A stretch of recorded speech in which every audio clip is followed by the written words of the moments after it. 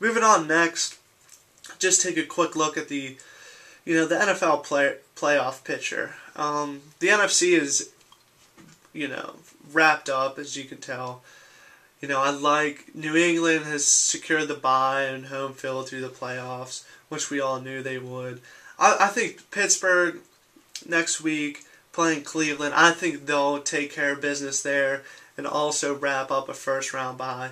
And then obviously Indy, Kansas City, both winners of their divisions. And then the Jets and Baltimore as the wild cards. I mean, the AFC playoffs are just going to be unbelievable.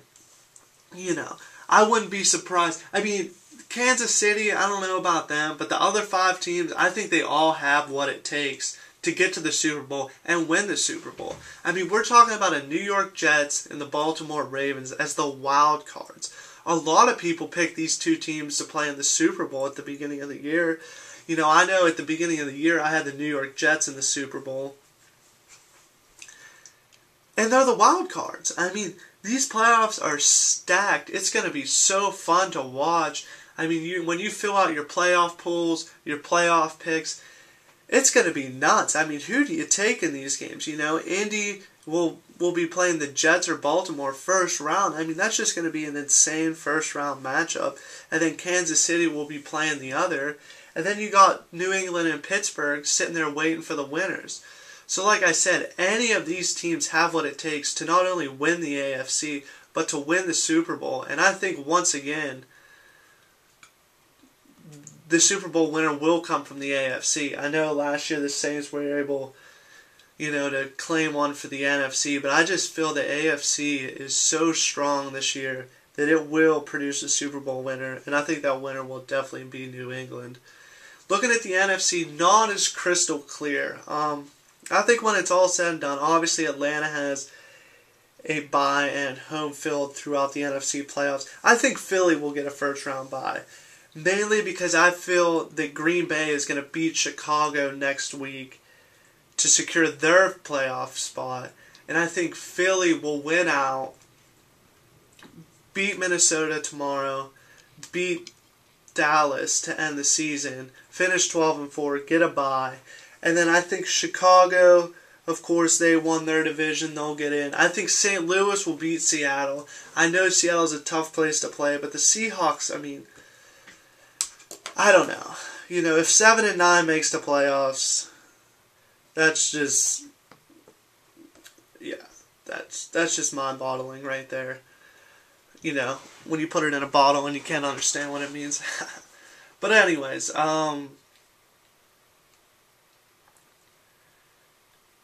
then I like the Saints, obviously, to get the wild card. I think they're going to beat Atlanta tonight in Atlanta to make a statement. If not, they'll take care of business against Tampa next week. And then Green Bay. I think Rodgers, like I said, Rodgers is playing excellent football right now, coming back from a concussion. I think Green Bay will take care of business at home against Chicago to make the playoffs. So we have Atlanta, Philly with the first round byes, and then Chicago, St. Louis, New Orleans, Green Bay making the playoffs from the NFC. Moving on, I want to talk a little about Blake Griffin. This guy is unbelievable. He has not only become a human highlight reel, but he's one of the best players in the NBA.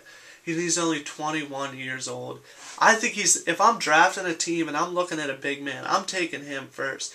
And you may say, well, what about Amari? What about Dwight Howard? Well, the fact of the matter is Blake Griffin is averaging 21 points, 12 rebounds per game. Dwight Howard's averaging 21 points, 13 rebounds a game. And Amari's averaging 26 and 9 a game. But let's not forget that Amari's playing in an offense that allows him, to put up huge points in that fast break offense, that, run and gun type offense that D'Antoni runs. So, if I'm drafting a team, I'm taking Griffin because not only are his numbers already similar, already comparable to guys like Amari and Howard, but he's 21 years old, This guy is a beast. He has the ability. I mean, the Clippers are selling out games just because of Blake Griffin.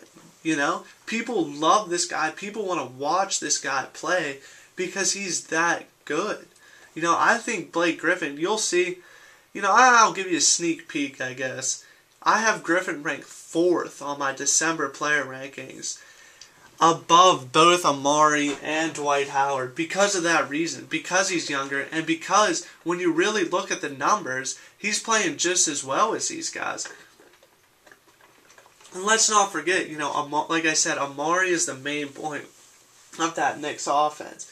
The Clippers have guys like Baron Davis. They have guys like Eric Gordon, who take a lot of shots, you know. So Griffin, although he is dominant, although he is a human highlight reel, he has other guys that are shooting the ball, you know, time after time, and Baron Davis and Eric Gordon, who are both, you know, the type of players that will shoot the ball 15, 20 times per game. So Griffin's doing it efficiently, which is just unbelievable. I can't hype this guy up enough. Blake Griffin, you know, if Aaron Rodgers is my man crush in the NFL, then Blake Griffin is my man crush in the NBA right now.